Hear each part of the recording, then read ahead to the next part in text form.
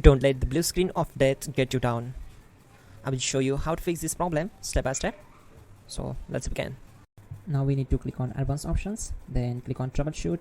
Now click on advanced options, and at the last we need to click on command prompt. Now type chkdsk space /f space /r space c colon and hit enter. Then we need to wait for some time to complete the process. Once done, move to the next step. Type c colon, then hit enter. Type cd space c colon / and hit enter to execute the command. Now execute this command. Type cd space windows and simply hit enter. Now type cd system32 and hit enter. Now type cd space config and hit enter. Now type md backup and simply hit enter. Now type copy space *** space backup and hit enter. Now execute the command md space backup1 and simply hit enter. Now execute this command carefully. Type in copy space ** space backup1, then simply hit enter to execute the command.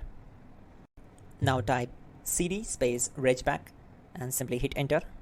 Now type dir and then simply hit enter to execute the command. Type copy space ** space ... and hit enter.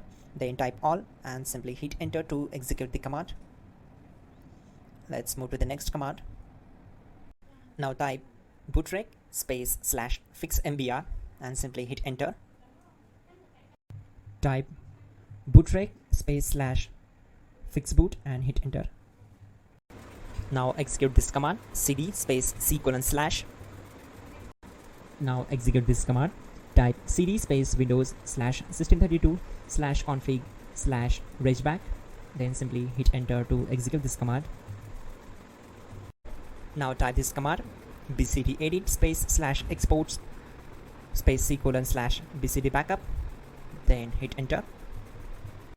Type cd space c colon / and hit enter. Now type this md space boot and hit enter. Now execute this command. Type cd space boot and simply hit enter. Now execute this command. Type md space bcd. Type cd space c colon / and hit enter. Now execute this command. Type attrib space c colon /boot /bcd space -h space -r space -s and simply hit enter. Now type run space c colon /boot /bcd space bcd.old, then hit enter. Now type bootrec space /rebuild bcd and simply hit enter. Type exit and simply hit enter. Now click on continue. It will restart your system.